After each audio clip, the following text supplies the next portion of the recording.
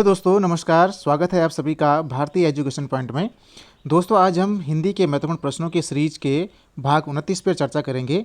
आप अगर किसी भी एग्ज़ाम की तैयारी कर रहे हैं और आपके सिलेबस में हिंदी विषय है तो आप रिवीजन और मूल्यांकन के पर्पज़ से इस सीरीज़ को फॉलो कर सकते हैं। बाकी उत्तराखंड की भी हमने एक सीरीज़ शुरू की है जिसमें 5 भाग आ चुके हैं, तो उसको भी आप अवश्य देखिएगा। अगर पहली बार है चैनल पर तो इस वीडियो को पूरा देखिए और देखने के बाद अगर आपको लगता है कि आप इस चैनल पर आकर अपना मूल्यांकन और रिवीजन कर सकते हैं तो वीडियो को लाइक करिए और चैनल को सब्सक्राइब करके आप चैनल से जुड़ सकते हैं ताकि नई वीडियो अपलोड होते ही आपको नोटिफिकेशन आ जाएगा। दोस्तों शुरू करते हैं आज की क्लास को और पहला प्रश्न आपकी स्क्रीन पर है, निम्न विकल्पों में अशुद्ध वर्तनी वाला शब्द कौन सा है? विकल्प देखिए और इसका आंसर करिए। बर्बरता, भास्कर, बेईमान, पुरातत्व। तो उम्मीद करता हूँ आपने वर्तनी में इसको गलत नहीं किया होगा और इस प्रश्न का दोस्तों आंसर हो जाएगा यहाँ पे विकल्प बी, भास्कर। यहाँ पे लिखा हो गया है गलत। इसको कैसे लिखते हैं दोस्तों? तो इसको लिखना है कैसे? भास्कर। ठीक है, दंत्य वाला सा इसमें आता है। इसके अलावा जो अन्य वर्तनियाँ हैं जो बार बार पूछी जाती हैं लिखते हैं यहाँ पे, आप देखते रहिए। आप खुद भी इनको दिमाग में सोचिए कि कैसे इनको लिखा जाता है या फिर वीडियो रिकॉर्ड करके आप इनको लिख सकते हैं। इसके अलावा न्योछावर, न्योछावर ये इस प्रकार लिखा जाएगा। इसके अलावा नीरोग, नीरोग ऐसे लिखते हैं। इसके अलावा इसको हटाना पड़ेगा मेरे को अब।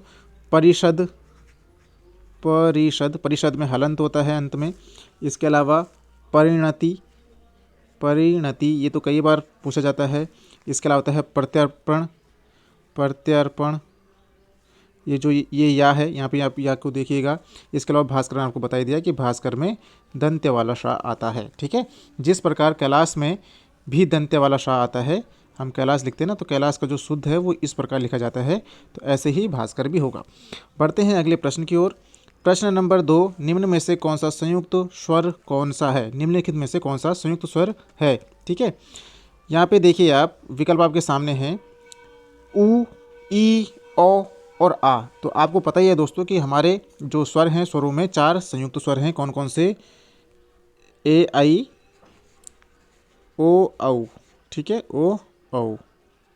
क्योंकि दोस्तों ये बना है आ धन ई से बने हैं ये, और आ धन ऊ से बने हैं ये। ठीक है, इस प्रकार आप देखेंगे तो यहाँ पे संयुक्त स्वर हो जाएंगे 4, ए, आई, ओ, औ, और यहाँ पे विकल्प में है सी, औ जो है यहाँ पे संयुक्त स्वर हो जाएगा।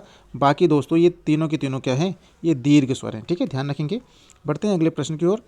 अगला प्रश्न है, मोस्ट इंपॉर्टेंट प्रश्न है आज का। ये पूछ रहा है, पुरोहित शब्द में कौन सी संधि है? दीर्घ संधि, गुण संधि, विसर्ग संधि, वृद्धि संधि।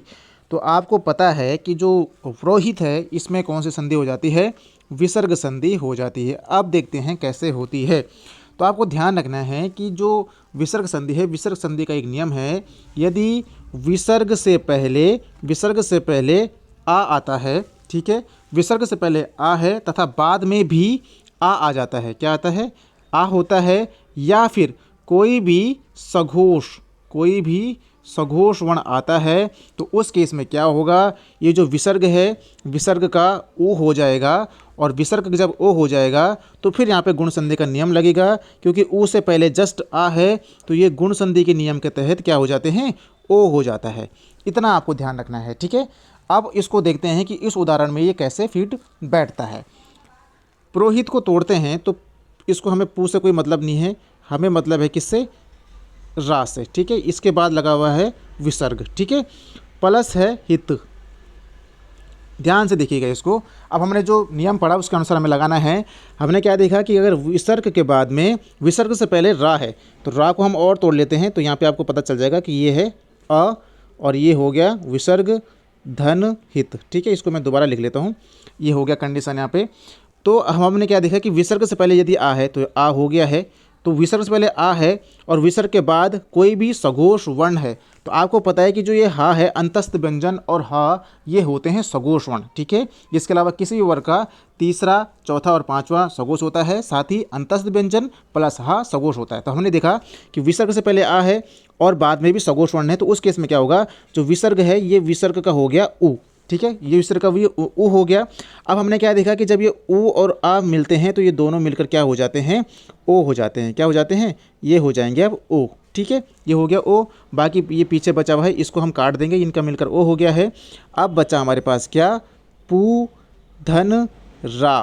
अब रा क्या है दोस्तों, ये हलंत के साथ में है और ये जब जुड़ेगा तो ये पूरा ही पुरो हो जाएगा। क्या हो जाएगा, ये हो जाएगा पुरो और पीछे का बचा हुआ है हित, तो हित इस पे लग जाएगा। इस प्रकार दोस्तों ये हो जाएगा पुरोहित। उम्मीद करता हूँ आपको ये समझ में आया होगा। बहुत ही अच्छा नियम भी है, इसको आप 1-2 बार करिए। अगर आपको समझ नहीं आती एक बार इसको दोबारा सुनिएगा तो मुझे लगता है आपको समझ में आ जाएगा। इस प्रकार इसका आंसर हो जाएगा दोस्तों विसर्ग संधि। ठीक है, विसर्ग संधि इसका आंसर है। अगला प्रश्न है अहमदाबाद शब्द में कौन सा प्रत्यय लगा है। विकल्प हैं अहमदाबाद, आबाद, आबाद। तो आपको ध्यान रखना है दोस्तों कि अहमदाबाद में जो प्रत्यय लगा है वो है आबाद। ठीक है, जब किसी भी शब्द में प्रत्यय लगता है तो एक नियम है कि जो अंतिम वाला स्वर होगा उसका लोप हो जाता है और फिर प्रत्यय जुड़ता है। तो यहाँ पे क्या कंडीशन है, अहमद धन आबाद ये हो जाएगा। ठीक है, तो इसको आप ध्यान रखेंगे। और जब प्रत्यय जुड़ता है तो इसका स्वर लोप हो जाता है, तो ये अहमद धन आबाद इसका सही संधि विच्छेद हो जाएगा। अगला प्रश्न है निम्न तद्भव तत्सम युग्मों में सुमेलित नहीं है। आपको देखना है कि पहला वर्ड जो है वो तद्भव है, दूसरा तत्सम है। बैंगन का वार्ताक, भीतर का अभ्यंतर, पिया का प्रिया, नींबू का निम्ब। तो फटाफट से इसका आंसर करिए और जो भी लोग इसका विकल्प डी करें उनका सही हो जाएगा। यहाँ पे क्या है, तो डी वालों का यहाँ पे बिल्कुल सही हो जाएगा। क्या है, नींबू का निम्ब नहीं होता है, जबकि नींबू जो तद्भव शब्द है इसका जो क्या होगा तत्सम रूप होगा वो क्या होगा, या तो होता है निम्बुक या फिर इसको बोलते हैं निम्बक। ठीक है, ये ध्यान रखिए आप, मोस्ट इंपॉर्टेंट है। बाकी बैंगन को वार्ताक, भीतर का अभ्यंतर, पिया का प्रिया हो जाएगा, ये ध्यान रखेंगे। इसके अलावा जो कुछ और तद्भव तत्सम शब्द हैं, तो तद्भव जैसे है आप देखते हैं फटकरी, तो फटकरी का क्या होता है इस फटीक होता है इसका तत्सम शब्द। इसके अलावा फोड़ा का क्या होता है इस फोट। इसके अलावा परसों का तत्सम क्या होगा, बिंदी है ऊपर, परश्वः। संस्कृत में श्वा का मतलब क्या होता है, कल होता है। ठीक है, ये ध्यान रखेंगे। कुछ इंपॉर्टेंट तद्भव और तत्सम शब्द आपके सामने थे। इसके अलावा अगला यहाँ पे शब्द है, अगला प्रश्न आपके सामने है, पूछ रहा है अत्याचार का फल अच्छा नहीं, यह वाक्य किस लोकोक्ति का अर्थ स्पष्ट करता है। तलवार का खेत हरा नहीं होता, आसपास बरसे दिल्ली पड़ी तरसे, जंगल में मोर नाचा किसने देखा, चमगादड़ के मेहमान उल्टे लटकते हैं। तो ध्यान रखेंगे अत्याचार का फल अच्छा नहीं, यह वाक्य यहाँ पे जो हो जाएगा इसका जो सही आंसर ये हो जाता है तलवार का खेत हरा नहीं होता, ये इसका सही अर्थ स्पष्ट करता है। इसके अलावा आसपास बरसे दिल्ली पड़ी तरसे, इसको हम बोलेंगे कि जिसको आवश्यकता हो उसे अगर कोई चीज़ नहीं मिल रही है तो उस केस में इस लोकोक्ति का प्रयोग किया जाएगा। ठीक है, इसके अलावा जंगल में मोर नाचा किसने देखा, इसका जो अर्थ स्पष्ट करेगा जैसे कि गुणों का प्रदर्शन आप ऐसी जगह में कर रहे हैं जहाँ पे उसका कोई औचित्य नहीं है। ठीक है, जैसे कि कोई अच्छा गाता है, किसी गाँव में गाता है लेकिन वहाँ पर कोई सोशल मीडिया नहीं है, कोई उसको देख ही नहीं पा रहा, तो वही वाली बात हो जाएगी कि जंगल में मोर नाचा किसने देखा। चमगादड़ के मेहमान उल्टे लटकते हैं, या फिर इसको हम ये कहें कि चमगादड़ों के घर मेहमान आए, हम भी लटके तुम भी लटको। इसका मतलब होता है कि जो गरीब होता है वो आव भगत में असमर्थ होता है। तो इस प्रकार से इनके अर्थ हो जाते हैं। इसका आंसर हो जाता है विकल्प ए, तलवार का खेत हरा नहीं होता। अगला प्रश्न आपके सामने है, मेरी कक्षा में प्रवीण सबसे अधिक बुद्धिमान है, वाक्य में विशेषण की कौन सी अवस्था है। तो आपको पता है कि तुलना की दृष्टि से विशेषण की 3 अवस्थाएं होती हैं और तीनों अवस्थाएं ये हैं, मूलावस्था, उत्तमावस्था और उत्तरावस्था। मूलावस्था जब हम किसी विशेषण का एक सामान्य अर्थ लेते हैं जहाँ पे कोई तुलना नहीं होती, एक सामान्य अर्थ होता है, तो मूलावस्था। उत्तरावस्था होती है दोस्तों वहाँ पे जहाँ पे हम दो या दो से अधिक व्यक्तियों या वस्तुओं के बीच में तुलना करके एक एक गुण को हम क्या करते हैं सर्वश्रेष्ठ दिखाने का प्रयास करते हैं, एक ही गुणों को ज़्यादा महत्व देते हैं, सर्वश्रेष्ठ नहीं, एक ही महत्व को हम ज़्यादा विशेषता देंगे, तो वहाँ पे उत्तरावस्था। उत्तमावस्था में क्या होता है, जब हम 2 या 2 से अधिक व्यक्तियों या वस्तुओं के बीच में तुलना करते हैं और किसी एक को सर्वश्रेष्ठ दिखा देते हैं, तो उस केस में होता है उत्तमावस्था। और इसका आंसर यहाँ पे उत्तमावस्था ही है, क्योंकि हम क्या कर रहे हैं कि पूरी कक्षा में तुलना कर रहे हैं और फिर देख रहे हैं कि जो प्रवीण है वो सबसे अधिक बुद्धिमान है, सर्वश्रेष्ठ यहाँ पे उसको हमने घोषित कर दिया है। तो इस प्रकार ये विशेषण की उत्तमावस्था हो जाएगी। अगला प्रश्न है, निम्न विलोम शब्दों के युग्मों में सुमेलित नहीं है, मृदुल का कठोर, मानव का दानव, मनसा का कर्मणा, मग्न का सुखी। तो फटाफट से इसका आंसर करिए, और मुझे लगता है ये थोड़ा सा टफ हो जाएगा। तो इसका सही आंसर है विकल्प डी, मग्न का सुखी नहीं होता, बल्कि मग्न का विलोम होता है या तो ऊपर या फिर दुखी इसका आंसर होता है। ठीक है, यानी विलोम होता है। इसके अलावा जो कुछ और विलोम शब्द मैं आपको बताऊं तो जैसे आता है एक युत्सा। ठीक है, युत्सा का क्या होता है विलोम? मैत्री। ठीक है, ये ध्यान रखेंगे। इसके अलावा युगल, युगल आप देखते होंगे जैसे बार बार आता है कि प्रेम युगल, और उसी का आता है क्या, कोई युगल है कोई एकल है। एकल का मतलब सिंगल। ठीक है, ये हो गया। इसके अलावा मितव्यय आता है क्या? मितव्यय, यानी कि जो सोच समझ के खर्च करता है, इसका हो जाता है अपव्यय, यानी कि फिजूल खर्ची।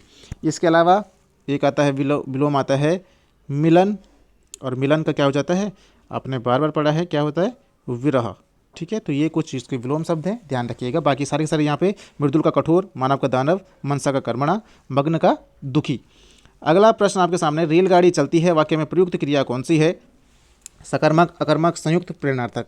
तो हमने देखा है कि जब क्रिया का फल जो है वो कर्ता पर पड़ जाता है तो उस केस में अकर्मक क्रिया होती है, और यहाँ पे रेलगाड़ी चलती है तो रेलगाड़ी का जो क्रिया है वो उसका फल किस पे पड़ रहा है? रेलगाड़ी पे ही पड़ रहा है, इसलिए अकर्मक क्रिया हो जाएगी। जिस वाक्य में आपको कर्म दिखेगा वहाँ पे सकर्मक क्रिया। संयुक्त क्रिया जब दो क्रियाएं एक साथ आ जाती हैं, जैसे कि वह रो पड़ा, रो पड़ा, रो पड़ा, चल पड़ा, गिर पड़ा, तो ऐसी कंडीशन में ये दोनों हो जाती हैं संयुक्त क्रिया। प्रेरणार्थक क्रिया होती है दोस्तों जब हम कोई काम, या कर्ता जब कोई काम खुद नहीं करता, किसी और को प्रेरित करता है काम करने के लिए, तो उस केस में प्रेरणार्थक क्रिया हो जाती है। अगला प्रश्न है दोस्तों, कोष्ठक विराम चिन्ह का प्रयोग होता है वाक्य पूरा होने पर, अर्थ स्पष्ट करने के लिए, संक्षेपीकरण के लिए, अक्षर छूटने पर, संकेत के लिए। तो आपको पता है कि कोष्ठक का जो प्रयोग किया जाता है ये होता है अर्थ स्पष्ट करने के लिए। जैसे कि आप किसी भी डिस्ट्रिक्ट से हैं और आप अपना पूरा, जब भी आप पता लिखते हैं अपना कहीं पर, तो जैसे आप हैं चमोली के, तो चमोली के हैं आप, ब्रैकेट में क्या करेंगे कि ब्रैकेट में लिख देंगे उत्तराखंड। इससे स्पष्ट हो जाता है कि जो ये चमोली जगह है ये उत्तराखंड के अंतर्गत है। तो यही अर्थ यहाँ पे है। कोष्ठक से हम किसी भी शब्द का अर्थ स्पष्ट करने के लिए हम यहाँ पे उसका प्रयोग करते हैं। वाक्य पूरा होने पर हम पूर्ण विराम लगाते हैं। संक्षेपीकरण के लिए हम लाघव चिन्ह लगाते हैं। लाघव चिन्ह का मतलब जैसे डॉक्टर लिखना है तो डॉक्टर को हम क्या कर देते हैं? पूरा नहीं लिखते, लाघव चिन्ह लगाकर उसको संक्षेप कर देते हैं, छोटा कर देते हैं। अक्षर छूटने पर मैं आपको अक्सर बताता हूँ कि अक्षर छूटने पर प्रयोग होता है किसका? हंस पद का प्रयोग यहाँ पे होता है, या त्रुटिबोधक भी इसको कहते हैं। अगला प्रश्न है 11वां, निम्न में से कौन सी पश्चिमी हिंदी की बोली है? अवधी, बघेली, कौरवी, मैथिली। तो आपको पता है कि जो पश्चिमी हिंदी है उसमें हम 5 मुख्य रूप से बोलियाँ देखते हैं, जैसे कि कौन सी हैं? पश्चिम के बाबू ने कन्नौज के कौरवों पर वज्र फेंके, तो यहाँ पे हमने देखा कौरवी यहाँ पे आ गया है, तो कौरवी जो है पश्चिमी हिंदी की बोली है। बाकी पूर्वी हिंदी में हम क्या देखते हैं? पूर्वी हिंदी में देखते हैं हम क्या? हमेशा देखते हैं A, B और C, अवधी, बघेली, छत्तीसगढ़ी। तो यहाँ पे जो अवधी है और बघेली ये छत्तीसगढ़ी हो गई। बाकी है जो मैथिली है ये है दोस्तों बिहारी, बिहारी हिंदी की ये उपबोली है। इसको क्या बोलते हैं हम? मैथिली क्या है? भोजपुरी मैम, भोजपुरी मैम से हम ट्रिक ध्यान रखेंगे, भोजपुरी मैम। तो यहाँ पे क्या हो गया? भोजपुरी हो गया बिहारी के अंदर, मैथिली हो गया और मगही हो गया, तो ये 3 आती हैं बिहारी हिंदी के अंतर्गत। अगला प्रश्न देखते हैं, निम्न में से पुल्लिंग शब्द है कष्ट, सेना, आशा, क्षमा। तो आपको मैंने बताया कि अगर आपको ऐसे इनको छांटना है तो आप अच्छा अच्छी का प्रयोग करिए। तो अच्छी, कष्ट, इसका जो आंसर हो जाएगा पुल्लिंग शब्द है कष्ट। अच्छी कष्ट नहीं होता, अच्छा कष्ट होता है। बाकी अच्छी सेना, अच्छी आशा, अच्छी क्षमा, यह क्षमा मांगी जाती है, आशा भी की जाती है, आशा की जाता है नहीं बोलते, क्षमा किया जाता है, क्षमा की जाती है, क्योंकि उसका हमें क्षमा के ऊपर बात करनी है तो किया का बात यहाँ पे नहीं होगा। क्षमा की जाती है, क्षमा मांगी जाती है। सेना खड़ी है, सेना आ रही है, तो ये सारी स्त्रीलिंग है। यहाँ पे कष्ट जो है ये पुल्लिंग हो जाएगा। इसके अलावा कुछ पुल्लिंग शब्द आपको ध्यान रखनी चाहिए, जैसे कि मोर का क्या होता है? मोरनी, मोर का होता है मोरनी। इसके अलावा एकाकी, एकाकी का क्या होता है? ये वर्तनी में भी आपसे पूछा जा सकता है, एकाकिनी। इसके अलावा बुद्धिमान का बुद्धिमती, बुद्धिमान का बुद्धिमती, ये क्या है? इनके स्त्रीलिंग शब्द, इनको ध्यान रखिएगा। अगला प्रश्न है, निम्न में से कौन सा स्वर पश्च स्वर में शामिल नहीं है? ए, आ या फिर उ। तो आपको पता है कि जी प्रयोग के आधार पर 3 भागों में बांटा गया इनको, अग्र, मध्य और पश्च। अग्र, मध्य, पश्च। इसमें आते हैं ई, ए, आई। मध्य में केवल आ, और बाकी जितने बचते हैं वो सारे के सारे पश्च में आते हैं। तो हम देख रहे हैं यहाँ पे ए, अ, उ। यहाँ पे क्या है? अब यहाँ पे गड़बड़ ये हो गई ये बात कि इस प्रश्न में क्या हो गया है? जो हैं क्या क्या बात करेंगे, क्या पूछ रहे हैं, स्पष्ट स्वर में शामिल नहीं है। तो देखना है हमें कि क्योंकि जो ए है ये किस में है, ये अग्र स्वर में है, और जो यहाँ पे ये अ है ये मध्य स्वर में है। आ जो है दोस्तों ये किस में है, यहाँ पे दो हो गए हैं। ठीक है, यहाँ पे आपका गड़बड़ मामला ये है कि इसका आंसर दो हो जाएगा। यहाँ पे स्पष्ट स्वर में शामिल नहीं है, आ और उ ये दोनों ही नहीं है, तो इसका आंसर ये दोनों हो जाएगा। तो आप दोनों इसका करिए, बाकी ये अग्र स्वर में है और ये मध्य स्वर में हो जाएगा। ठीक है, अगला प्रश्न है मध्यम पुरुष तू का सही बहुवचन होगा। आप लोग, ये लोग, हम, तुम लोग। तो आपको ध्यान रखना है कि मध्यम पुरुष जो तू है इसका सही बहुवचन होता है तुम लोग।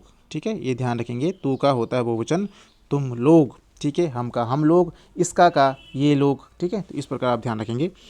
अगला प्रश्न है देख दशा रघुवीर की, चार ऑप्शन करते हैं यहाँ पे। देख दशा रघुवीर की, वृक्ष फूट फूट कर रोए, पंक्तियों में अलंकार कौन सा है, विशेषोक्ति, विभावना, अतिशयोक्ति, मानवीकरण।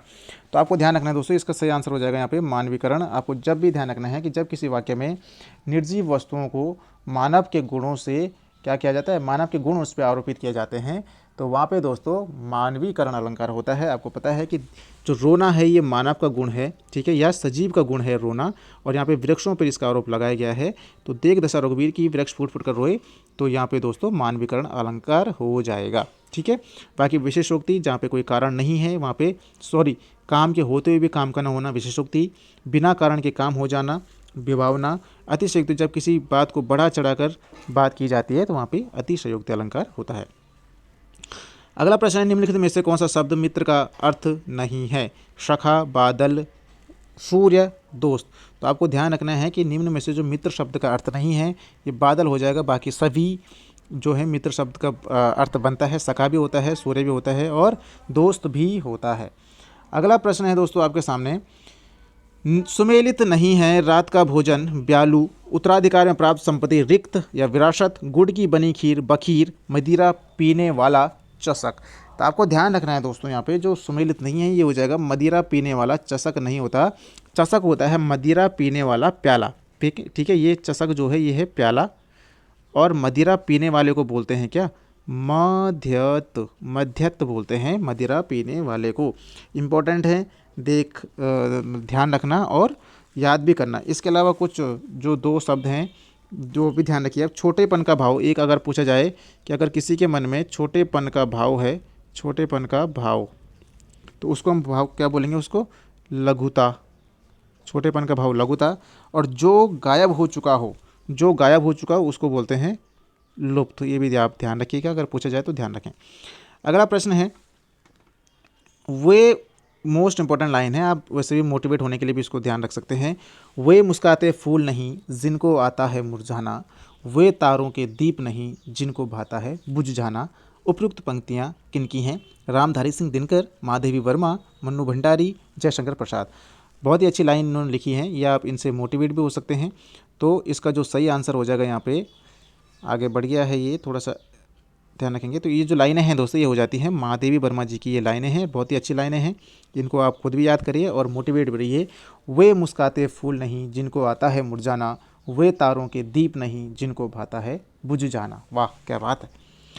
अगला प्रश्न आपके सामने है, निम्न में से कौन सी रचना शैलेश मटियानी की नहीं है, एक मुठ सरसों, मुख सरोवर के हंस, आकाश कितना अनंत है, मधुर स्वप्न। तो आपको पता है शैलेश मटियानी की इसमें रचना नहीं है, मधुर स्वप्न यहाँ पे शैलेश मटियानी की रचना नहीं है। ये तो किनकी है, राहुल सांकृत्यायन जी की ये रचना है। ध्यान रखेंगे, सांकृत्यायन जी की ये रचना हो जाती है। अगला प्रश्न है दोस्तों, अंतिम प्रश्न, और आज के लिए आपके लिए प्रश्न मैं वैसे बता देता हूँ कि आपको क्या आंसर करना है।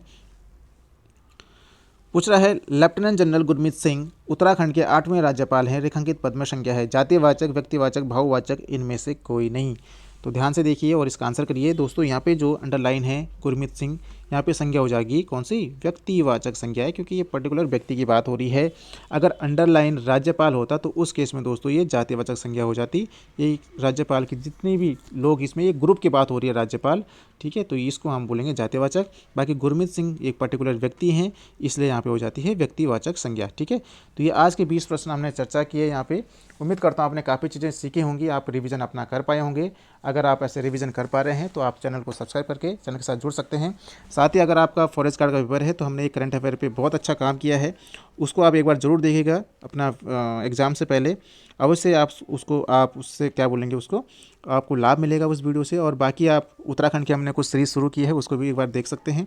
ठीक है, बाकी आपके लिए आज मैं क्या यहाँ पे क्वेश्चन करूँ, आप ये बताइए कि आप सिंपल बताइए कि 32वां व्यास सम्मान किसे दिया गया है। आज का प्रश्न आपका कि 32वां व्यास सम्मान आपको बताना है कि किसको दिया गया है, किस रचना के लिए दिया गया है, और अगर आप डिटेल में बता सकते हैं कि जिनको भी मिला है वो किस राज्य से संबंधित हैं, तो ये भी आप बताइएगा। ये आपके लिए आज का टास्क है। बाकी पढ़ते रहिए, मोटिवेट रहिए। मिलते हैं दोस्तों नेक्स्ट पार्ट में, तब तक के लिए बहुत बहुत धन्यवाद।